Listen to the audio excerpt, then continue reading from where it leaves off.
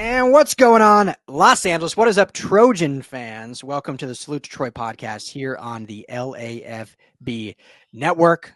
No coach, sorry, different intro. I always wonder, Madman, if I should replicate coach. I know you've, I think, done it once, replicating his intro that he does, but I just can never do it the same. So I'll do it on my own. But super pumped to be here with you, Madman. Been a couple weeks now. It's been a crazy 3 weeks with everything going on with not only the Fires, but then we had the Rams in the playoffs. So kind of on days that we usually record, they were playing. And I got sick, but hey, here we are. Glad to be with you. So how are you, my good friend? How is everything going over there?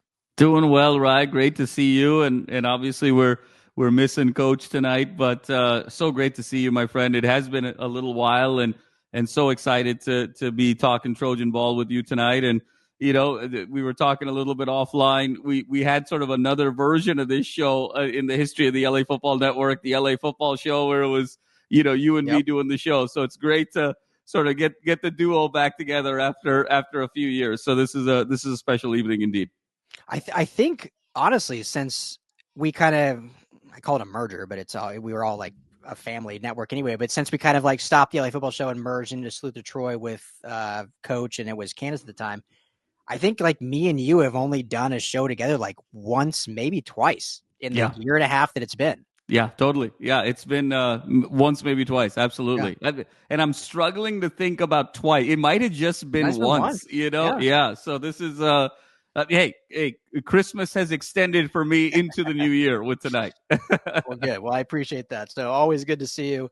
But we got, obviously some of this news has transpired, so everyone knows about it, but wanted to at least us converse a little bit about it with the D'Anton Lynn retention. Huge news for UCLA with, I keep wanting to say Rex, but Rob Ryan becoming the new linebacker coach for the Trojans. And then we're going to talk a little Thunder and Lightning. Little LenDale and Reggie, both in the news recently. Two of the best to ever put on the Cardinal and Gold. So excited to talk about it all with you, Madman. But first, got to thank our good friends BetOnline, sponsor of the show, betonline.ag. Best money lines, the best game stats, everything you need for all of your online wagering. Obviously, college football season now done with the Natty. What'd you think of that real quick? Ohio State taking down Notre Dame. That was an interesting game, right? I mean, the ebbs and flows there. I think going into the game felt like Ohio State was the best team in the country and that they were going to kind of roll. And it was sort of according to script there, 31-7. Obviously, Notre Dame had that epic opening drive, and then Ohio State rolled. But in much as the way Ohio State has done most of the year, they sometimes take their foot off the gas, when they're in a controlled situation. And you got to credit Notre Dame for the heart and the ability to come back. But ultimately, you knew Notre Dame just did not have enough on the outside. They just couldn't stretch the field enough to really make it a serious game. But remarkable. This is the world of college football now, Rye, that we live in. How much did this Ohio State season feel kind of like the Giants or the Ravens, in the years that they won the Super Bowl? I mean, has anyone had a crazier last 6 weeks than Ryan Day of literally feeling like you're going to be fired in a matter of hours after that Michigan loss to then reeling off 4 straight 10-plus point wins, dominant wins, and winning the Natty. And now you're just going to get some replenished nil and ready to get this thing going again. So, man, I mean, congratulations to Ryan Day and Chip Kelly and Ohio State for an incredible roller coaster of a season. Yeah. I mean, not to turn this into Ohio State show, but if the idea behind this expanded college football playoff, and there were obviously shortcomings, and I know everyone talked about the seeding and certain teams that should they have been in, should they have out, but I think the outcome was exactly what most college football fans wanted to see by this, was that, hey, the regular season is absolutely important, but if you get hot at the right time, anyone has a shot to win the whole thing. You just got to make the dance, and by having 12 teams, you have that. And so, Ohio State, I mean, they lost to Oregon, lost to Michigan, weren't even in the Big Ten championship, and here they are, national champions, and hopefully next year we can be at this time talking about USC as national champions. Absolutely. And hopefully all of you will bet on that game at betonline.ag. That's where we started this whole thing talking. But hey, the Super Bowl is coming up. One of the most, not one of the most bet on sporting event in history in the yearly calendar. So you can do that all on betonline.ag. Tell them the fellas over at Salute to Troy and the LFB Network sent you. So, Madman, let's start with the boss, El Jefe, D'Anton Lynn, retained. I mean, I think this was an absolutely huge move. I think it was absolutely necessary for continuing the culture building of this program, or rebuilding of this program, whatever anyone wants to call it. I think he is instrumental in what USC is trying to do, not just defensively, but just as a program, because of what he brings to obviously the defense, but just the cool, calm demeanor and the NFL kind of experience and connections of what he does.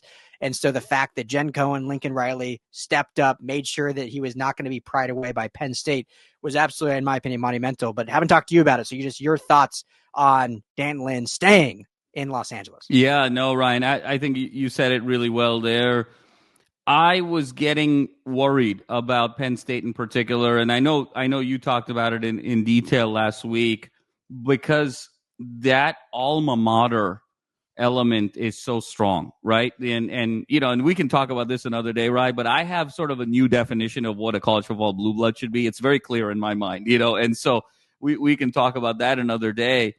But for me, D'Anton Lynn kind of going to Penn State, I think there's an acknowledgement now across the country where, given how transactional the sport has become, given how much NIL plays such a big role, given the fact that you've got unlimited free agency, given there's so much movement in the sport, not just year over year, but sometimes month over month, that the only way you can create consistent culture is if guys think of their jobs as callings. There's a deeper connection to the university, and there's this sort of, spirit that you can't completely quantify. And so I think for D'Anton Lynn, that was sort of Penn State. Now, I always sort of envisioned D'Anton Lynn as being someone at USC for a shorter period of time. I think with Lynn, over-under is probably 3 years. The reality is we might be in the last year of the D'Anton Lynn era at USC anyway, going into 2025,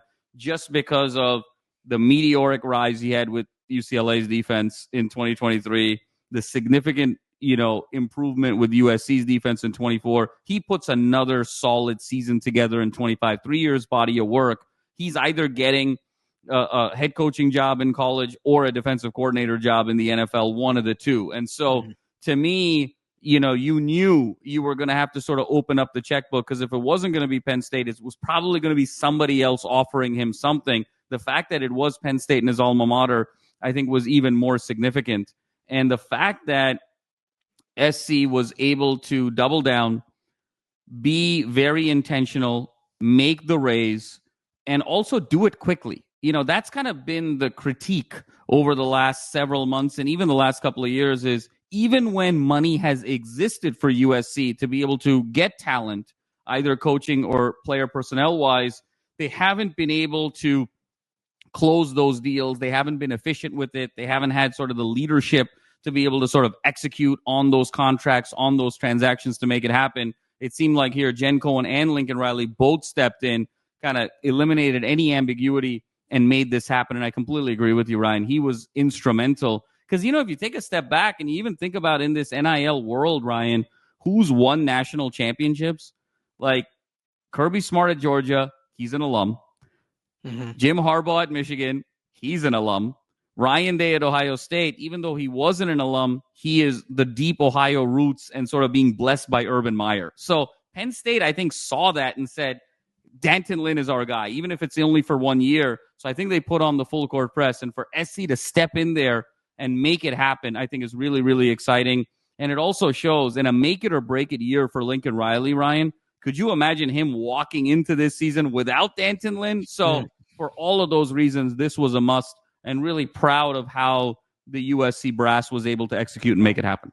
Yeah, exactly. Like, I don't think him leaving would have been catastrophic, because I think they built the staff, and we talked about this on past shows, to have kind of a not replenish, but someone else be able to take the reins if that were to happen. I think they even knew D'Anton Lynn was going to be a hot commodity, but it would have been pretty damn close to catastrophic. Whatever the DEFCON 5, whatever DEFCON 4, whatever the next tier is. Yeah. because I mean, it's his fingerprints on this defense, and Coach Henderson, I know, is the co-defensive coordinator, obviously has a lot of say, and we'll talk about the linebacker coach being hired as my daughter is making a spectacle behind me. But, it's his fingerprints. And I really thought, not to talk too much more on it, but I really thought the only program outside of a head coaching offer, which would have been a promotion, obviously, the only program that he would have gone laterally was Penn State. Yep. And so I really started thinking like, man, this could actually come to fruition. And then you start hearing these Penn State podcasters and writers like, oh, they're all in on Dan Lynn. They're all in. And then you start wondering, and this was just my thought, that I didn't hear any of this Madman at all, but then you start wondering, like, is Penn State thinking of their succession plan to James Franklin? Like, right. Are they saying, hey, James, you've been great, but we've never gotten to that next level. Like, okay, cool. We're in the playoff this year. We lost. That was our first time being that far. We're always a contender in the Big Ten. Haven't even really won the Big Ten since you've been here. Like, are they thinking, hey, if we can get Dan Lynn here, maybe in 2 years, he's the new head coach. And maybe that was a conversation, which obviously James Franklin was in the conversation. That would have been awkward, but maybe that was some behind the scenes talking. So that certainly would have changed things, I'm sure. But I think what was cool, Madman, was, I can't remember who posted the quote, but there was a quote where Lynn basically said, obviously, I think money probably helped the contract extension, but one of the things he said is like he wanted to stay and help Lincoln Riley get this thing to where it needs to be. Yep. And I think that should really excite Trojan fans, because while he's not an alum, while he has no past ties to USC, the current iteration of the program from this entire staff seems like there's a real buy-in to what they're doing, which has always been kind of the question with this Lincoln Riley era is, where's the culture? What's kind of the future looking like? And so it starts with the staff, and the staff has to believe in where you're going. And so the fact that he said that, I think, is really telling. I don't know if you had a thought on that. No, that is really well said, Ryan. And it's so interesting about, if you recall in years past, wouldn't it have been interesting if Franklin was a little bit older? Yeah. I think there was sort of a way where you could have even kind of called him the coach in waiting. I remember this was done, Florida State, if you recall, Ryan did this when it was Bobby Bowden to Jimbo Fisher. Yeah, and exactly. So folks have done this. I think it would have been super awkward to be able to do it, given Franklin not only is younger, but is coming off arguably the best year of his coaching career. So that was sort of a non-starter, but something like that probably would have enticed him over the edge. But the fact, you're exactly right. For a pure lateral move, this was the only job, because there's nothing like kind of coming back to your alma mater. And the fact that he had the resilience to be able to say no to his alma mater, money played a role, I'm sure, but I also believe that Penn State was going to open up the checkbook here if they could get him and say, no, I want to stick this thing out and finish the job here. I think really shows that A, there's a commitment to Lincoln Riley, and B, I think he's really excited about the players that he's going to have in 2025. Because I think Lane is somebody who is a very strategic thinker. He's kind of thinking about his next moves. And I think he definitely has head coaching aspirations. And I think he recognizes that is much sooner than later. So he's going to sort of position his career in a way where he's going to be able to set himself up for that next job. And if he felt like the cupboard was bare talent-wise and your alma mater comes calling, that's an easy sell to say, I wish I could have been here, but my alma mater, my heart is there. And, you can brand it. You can spin it where you want to sort of leave if you felt like you're not set up for success in 2025. The fact that he wants to stay and sort of finish the job also feels like not only schematically does he have the horses in the race, but talent-wise, he feels like he's got the Jimmies and the Joes. Yeah, no, that's a great point. Absolutely. Because, why stay if you don't think you can actually win where you're at? One of my favorite, there's multiple, but like some of my favorite clips of Dan Lynn, because he's such a reserved, kind of cool, calm, and collected guy. But on some of those like third and fourth down stops throughout the season, and he's just like fired up, like chest bumping the guys. Like I love that. Like that's great to see from a coach, especially when you don't see that side of him like at practice or obviously in media availability. So, but speaking of, so I love, I love how, I don't know if you saw Mia like army crawling. Like I love it. Like, I love it. She's getting, she's going through the D'Anton Lynn regiment right now. Yeah. She's getting ready for 2025, right? But she's learning. She's like, I need to like army crawl at it. She's still being very loud. I don't think she realizes that, But so speaking of like staff being bought in, and I haven't been able to confirm this, so I didn't have time to dig in, but did you see the Doug Belk rumors at all going around today? Yeah. Basically like Miami trying to pry him away or whatever, and obviously he's staying. So again, I haven't confirmed it. That was just kind of rumors floating around social media. Doesn't surprise me. I mean, Miami, I feel like has been like living on USC's campus, trying to like take everyone away. But if that is true, it's just another testament of like the staff really they believe what they're going on to, and so that'll lead us to our next hire. And I'm really excited, Madman, to hear your thoughts of this because I'll be honest, like great hire, I love it, which we'll talk about. Blew my like out of left field. I was not expecting this at all. I was really dead set, and I had no sources or talked to anyone. It was just my opinion. I was really dead set on someone on the Washington staff being the hire.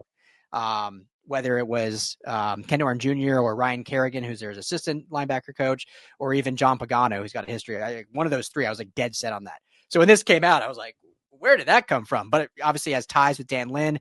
And to me, it is a fantastic hire. But what's your thought on the hair, the flowing locks of Rob Ryan coming to LA? No, Ryan, I was very surprised. This had, obviously it's a different role, right? You're not talking about head coach. You're not talking about a coordinator. But for what it was, it actually felt a lot like December 2021 when it was announced that Lincoln Riley was going to be the coach. Because at that particular point in time, the headset, if you recall, Ryan, was Dan Campbell, James Franklin. There was all of these, Luke Fickell. Those were sort of the names that were going on. And then when, Lincoln Riley hit, there was this sort of sense of euphoria and also the thought that, man, SC's really thinking big. And I think this was sort of a similar situation here. And to your point, Ryan, I know you had sort of strategically broken it down so well about, hey, these are the number of NFL teams left in the playoffs. Here's who's got the tie. Like it was a beautiful matrix of logic, which I certainly appreciated. And this just seemed to sort of, kind of break all paradigms. And they went to go and get Rob Ryan. I absolutely love the hire. No question about it. I think the 2 Super Bowls speak for themselves. The 2 decades plus of NFL, not just experience, but significant experience with some of the biggest brands in the entire sport on the biggest stages with some of the greatest players of the 21st century have all been sort of coached by Rob Ryan over these various stops. But to me, Ryan, this hire is inextricably linked to D'Anton Lynn. This felt to me like this was the succession plan for defensive coordinator of USC next year. I think that the experience with D'Anton Lynn and Penn State, I think the outcome of that experience was, whoa, this was really close. Like we got him back, but it was close. And the fact where this is going, I think the reality is setting in that D'Anton Lynn is kind of becoming too big a superstar to expect him to sort of just come back in the same role in 2026 if he has the same year. Let's get this succession plan going. And as much as we love Eric Henderson, I don't know if Eric Henderson experientially has the chops just yet to be a defensive coordinator. I think he's great as a position coach, incredible recruiter, but Henderson feels almost like this generation's Coach O, of what Coach O kind of represented for Pete as almost sort of the brand ambassador. I think in this particular case, Rob Ryan now becomes almost the succession plan for defensive coordinator for 2 scenarios. Look, I think the positive scenario, but also for the negative scenario, Ryan. I think the positive scenario is USC bounces back, has a really great year, whatever that means record-wise. There's clearly sort of a demonstrated improved product defensively. D'Anton Lynn now gets his next job. Rob Ryan slides in as defensive coordinator. You don't feel like you miss a beat because you have the continuity, but also potentially in the negative scenario. And I know we don't want to go there because we're still very focused on the positivity of the offseason, but you have to do some downside protection in terms of planning. What happens if 2025 doesn't go USC's way? And there needs to be a parting event with Lincoln Riley.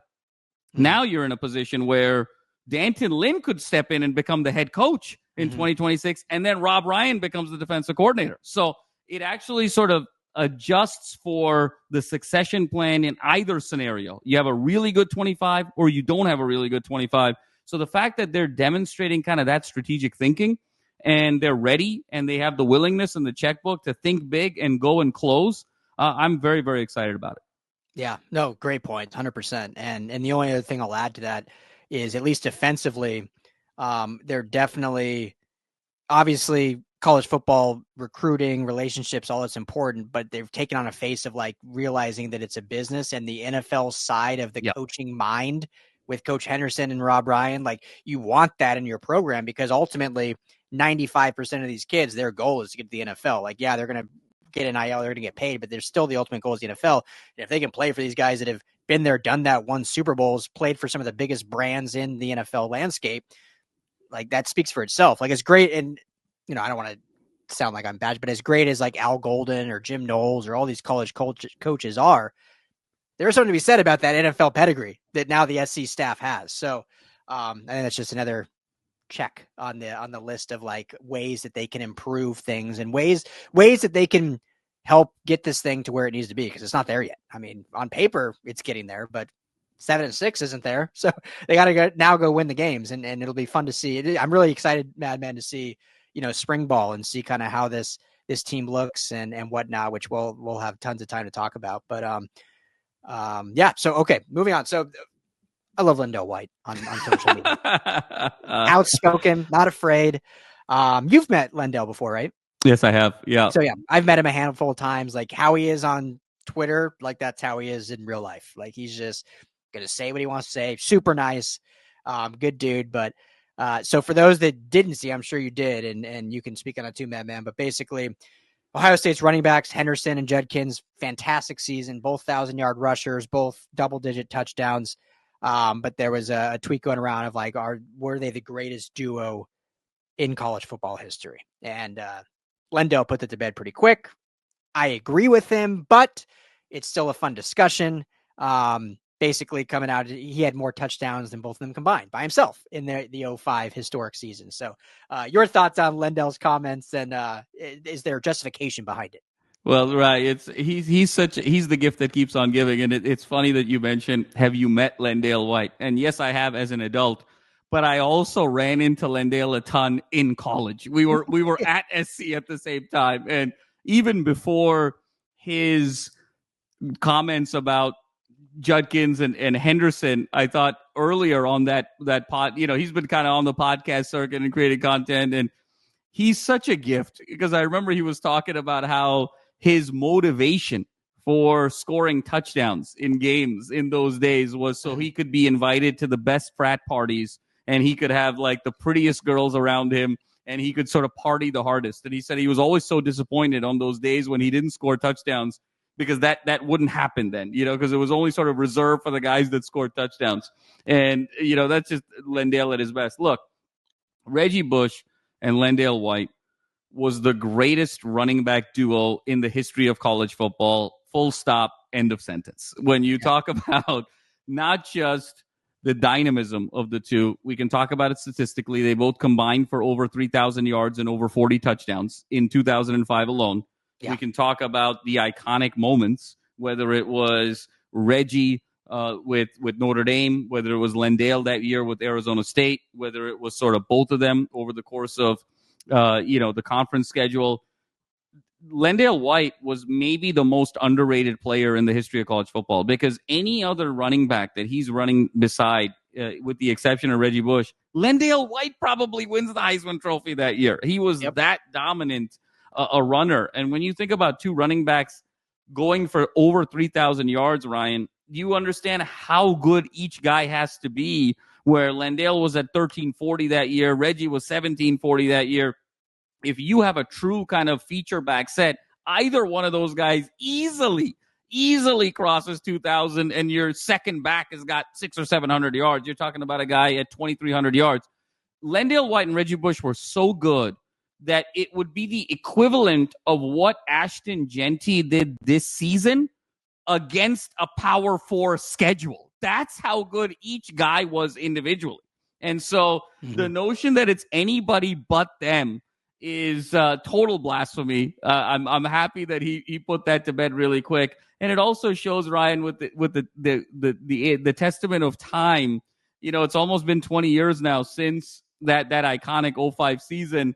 And, we only won the Texas game. I mean, they just, That's the beauty and curse of sports, where you sort of become deified with the win and you become forgotten with the loss, no matter how close the win or the loss was, and no matter what went into everything before that final game.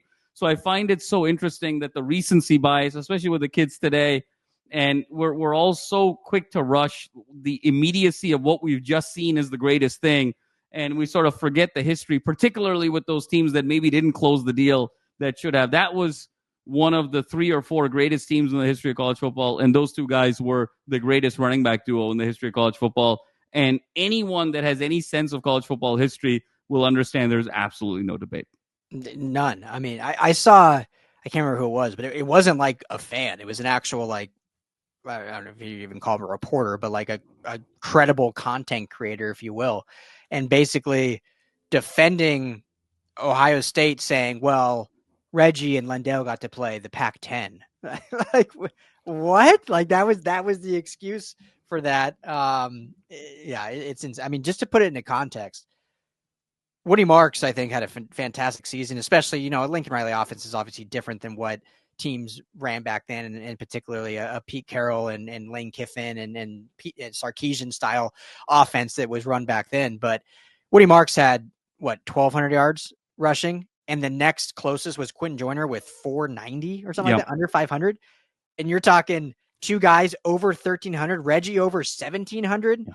And it wasn't like Reggie had 500 carries. He had 200 carries. Yeah, it was exactly 200. He had his yards per carry, his Heisman year was 8.7. Yeah. You know, so when you're getting 9 yards a pop for a whole season, and then you talk about LenDale being the maniac that he was in between the tackles. Yeah. And, oh, by the way, Leinart threw north of 3,000 yards, 30 touchdowns. Jarrett had over 1,000 yards receiving. And Steve Smith that year almost got to 1,000 yards receiving. And so that was the first team just about to have a 3,000-yard passer, 2 1,000-yard rushers, and 2 1,000-yard receivers. That's how dominant that team was. Truly one of the great teams in the history of college football. And all of us still feel the emotional shaping from January 4th, 2006. There's no from January 4th, 2005, I should say, 2006 from that loss. I mean, I'm still staggering from that game. But what a team that was. Yeah, I mean, it kind of I'm sure. I wonder. You know, it'd be a funny, whatever. Like, it wouldn't be a full documentary, I guess, but just like a 1 hour sit down. If you get the 05 USC Trojans sit down with the 07 Patriots, that were the two like best teams really ever, but both lost the pinnacle, lost the championship game to, in my opinion, lesser opponents. That would be an interesting conversation with, you know, Brady and Leinart and both lost Ryan in the final minute on fluke plays too, almost. Absolutely. You know, the helmet catch with Kyrie game, and the knee down with Vince Young. Like the knee down, man. That was the one there. The knee down, and then obviously the 4th and 2 with LenDale. But you know, the parallels there are staggering. And to me, the 3 great teams in the history of college football, that's where it's always very interesting because, and I know Matt Leinart had a sort of a comparison earlier. You know, it was 01 Miami, 04 USC, and then 2019 LSU. I sort of agree with the 3 logos there, no question about it. But the reality is, Ryan, the 05 team was better than the 04 team. Yep. But we have to say the 04 team because the 04 team finished the job. That's exactly the irony of this whole situation. Because if you look back at the 04 team was tested in some games. I mean, there was, you know, Virginia Tech was sort of shaky for a little bit. There was a Stanford game there that was a little shaky. The Cal game that everyone remembers. I mean, Rodgers had 4 shots in the red zone, and they could have won that game. Even the UCLA game that year, everyone forgets. That was 29-24. UCLA had the ball with a chance to win it at the end. So there were moments that it was really, really close. But the 05 team, outside of the Bush push, it was obliteration all the way until that Texas game. So the actual comparison should be 01 Miami, 05 USC, and 2019 LSU. And frankly, the parallels with Miami and USC are so significant because I think Miami would feel the same way about their 02 team versus their 01 team sometimes potentially because they lost that heartbreaker to Ohio State where they had 34 straight as well, and USC had 34 straight. The parallels between 2000 to 2002 Miami and 2003, 2005 SC is sort of staggering. But I think it's those two teams and that Burrow 19 LSU team, to me, are the three greatest teams that I've seen in the last 30 years. Yeah. So that must be why Miami is pitching a 10 on USC's campus. That must be the parallels, I guess. They got the cup phones. They're trying to, the treehouse cup phones. The treehouse cup phones trying to, get on campus or whatnot. So, yeah, I mean, the duo of Reggie and LenDale is incredible. Best ever, I think, unquestioned. So, and that's like the one, Jamal, that's like the one, not the one, there's many, this NIL age that has, killed a lot of things. And, I'm said many times, happy the athletes are getting paid and whatnot, but I think there needs to be structure and all this, but that's a whole nother conversation that we've had many times. But one of the things that is a bummer is like, you'll never have that dominance again. Now, Ohio State, obviously we can maybe say this, it's the best running back duo of the NIL era ever. Like, I don't know if you'll see that again because of how running backs and whatever, like you're going to go to the best situation to get you the most reps, to get you the most money. And so maybe we'll never see that again, but certainly not the best running back duo ever in college football. So, all right, last piece of business. Speaking of best duo, the Lightning side, Reggie Bush, in a, I guess it was an interview, came out and said, he had kind of auditioned or interviewed for the Sacramento State head coaching job. But the key here had said, well, there's two keys. One, and it's cool. We don't need to talk about it much, but one, I think him saying that he's going to fight for USC to get their national championship back, their BCS championship back, which rightfully should be. But then him saying like he would love to coach USC one day and bring them back to glory. Your thoughts on that, Madman? Yeah, it was interesting, Ryan. It was lovely to hear, but I have to be honest with you, I was a little bit perplexed, and the reason why I was perplexed is his relationship with USC right now is so nuanced, and it is so complicated, and it is so layered, where I sometimes wonder where Reggie's headspace is with USC, and it almost feels like it depends on the day. It depends on the hour of the day, because on the one hand, you're saying you want to fight for the BCS trophy, obviously, in relation to the Heisman and the vacation, the vacating wins and whatnot, which is a really admirable task. On the other hand, you're suing the school, so, for deferred compensation. And then on top of that, you said, well, I only want to come back and sort of be the head coach at USC. So it is just I was perplexed. It's a little bizarre. It's almost like, you're sort of, and I haven't experienced this firsthand, so I'm just sort of projecting, but it's almost like you're in like divorce court with lawyers and you're like telling your spouse who you're about to divorce, and you're like fighting tooth and nail over every term and condition over who gets what. And then, but like across the table, you're like, but I love you. You are my first love and I'll do anything for you. But then you're fighting tooth and nail over like who gets what in divorce court. So that's kind of how it feels with Reggie right now. I just don't know where his headspace is with regards to USC. A very, very complicated relationship. And truth be told, even LenDale, for as transparent as he is, he's been so very critical of Pete over the years as well. So I was perplexed by that. But I think the other layer here, Ryan, and love him or hate him, and I know Coach isn't here, so perhaps there may be a different take here. I do think that Deion has inspired a lot of ex-players in terms of what the art of the possible is, in terms of what, as a future coach you can be. Because for someone like Deion, who wasn't a lifelong coach, wasn't someone who sort of came up the coaching ranks over the years as an ex-player in what we would call sort of a traditional way, the way even like an Aaron Glenn just has and gotten a head coaching job. Yeah, I think that has sort of inspired a lot of guys that, hey, there's a college path here where if you've got a lot of name recognition, you can sell, you can recruit, you can brand, you can put money together, and you know what you're talking about on the field. You can become the face of a program fairly quickly if you believe in yourself. So I think in that regard, Reggie and probably others like him are looking at Coach Prime and saying, hey, if Coach Prime can do it, there's a path now for me, and they're getting inspired in that way. And so love Coach Prime or hate him, love the Colorado program or hate it. I think it's very positive that it's creating this inspiration out of prior years and prior eras icons to sort of pursue some great things. But on the USC side specifically, I'm a little perplexed, right? I love that you brought up the Coach Prime thing, because what I wasn't gonna I guess parlay it to Prime, but it's in the same realm, because when you hear someone of Reggie's status mention coaching, especially a pristine program, it's like, well, okay, well, you probably should start coaching then, so you have some experience. But I think in today's coaching and for sure in college, there's two styles of coaches. As Siri heard me say that. There's two styles of coaches, in my opinion. There's the X's and O's schematic. There's the teacher coach that is teaching football fundamentals, scheme, and all that. And then there's the motivator, leader, brand ambassador, almost CEO coach. And that could probably be said in the NFL too.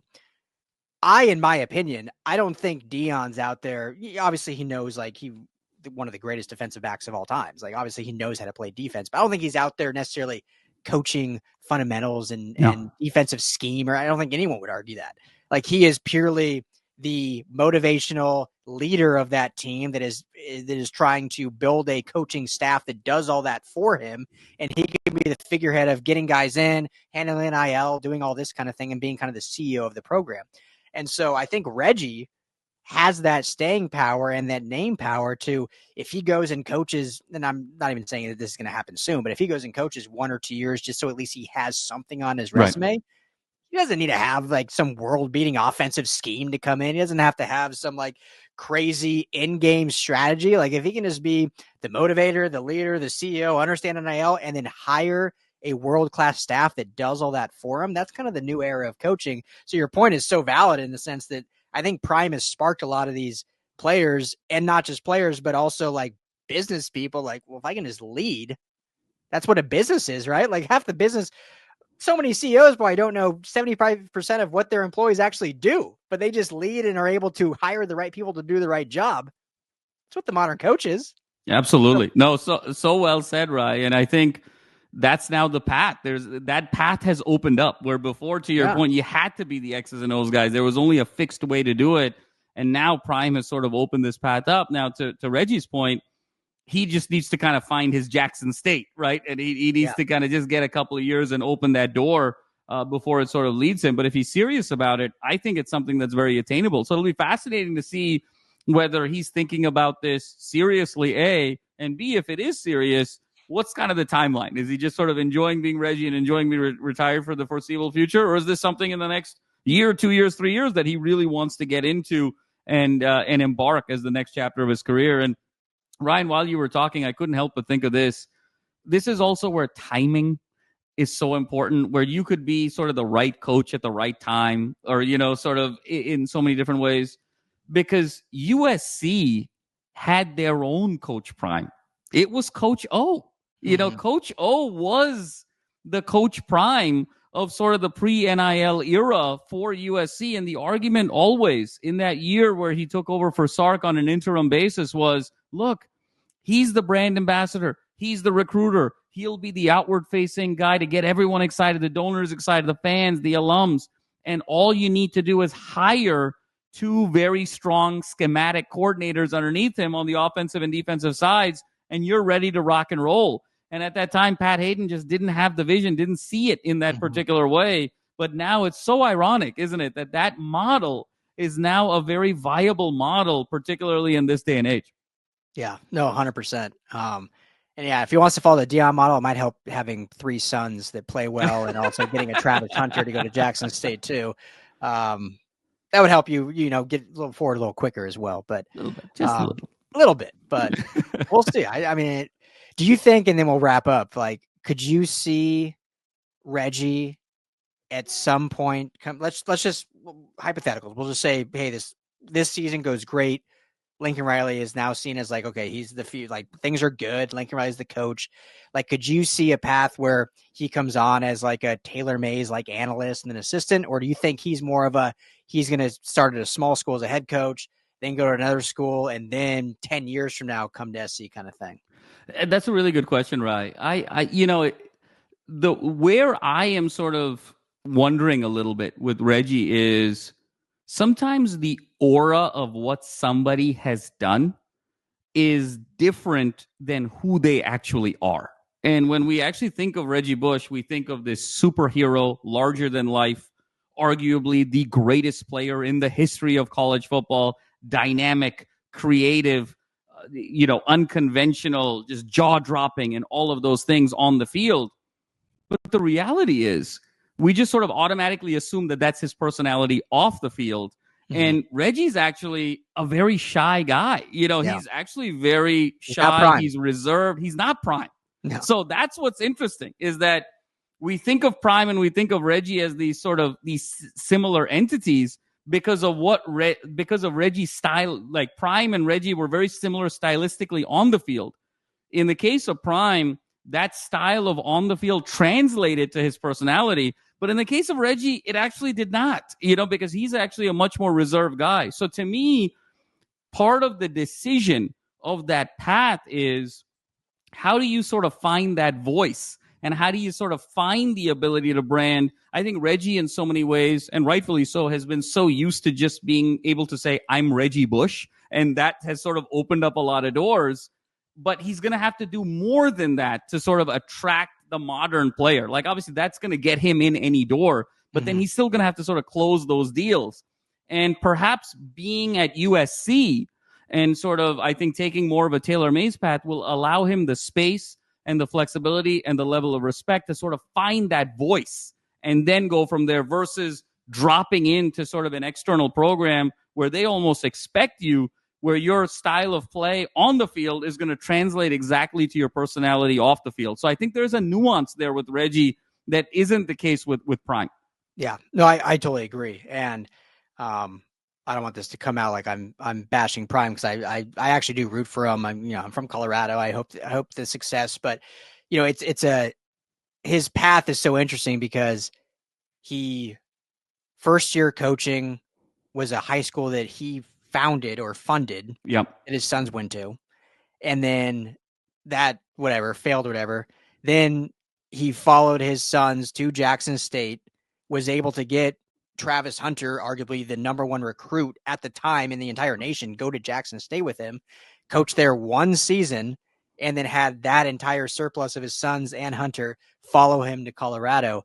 And so someone like Reggie Bush has the name recognition, but to me, he needs to have that on-field experience of having the USC brand behind him in terms of actual coaching, because he's not bringing sons or other people with him that he just kind of, again, I'm not taking anything away from Prime, but it's a different scenario than basically any other athlete turned coach has ever had, I think. I mean, it's ever. And if he were to go, Madman, to the NFL, which I think now it seems like that has like calmed, but if he were to go to NFL, it would be the most interesting path ever to an NFL coach to basically, and I don't say this in a bad way, but to essentially use your sons as stepping stones at multiple stops to get to the pinnacle.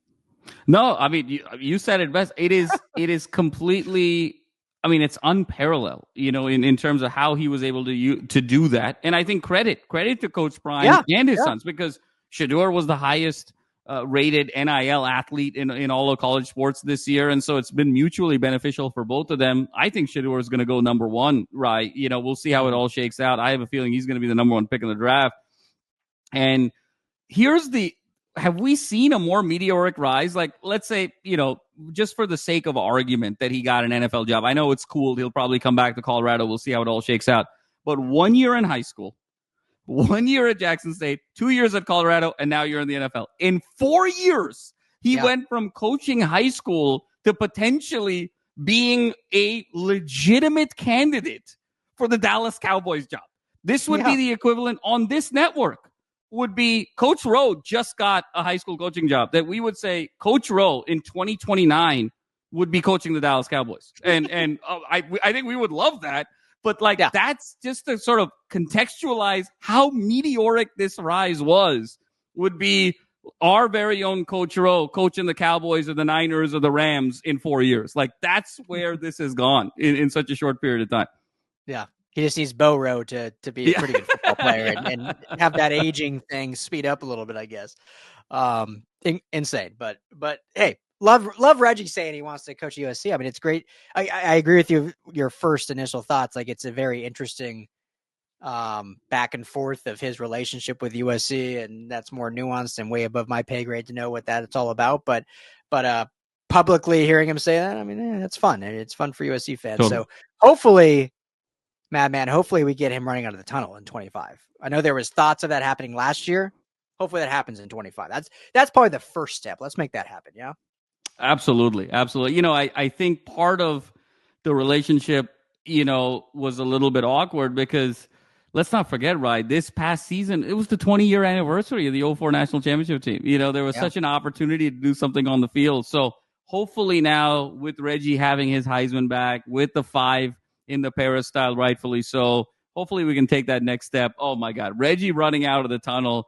The game would sell out just off of that in 30 seconds. Just off of that. That would be the mother of all events there.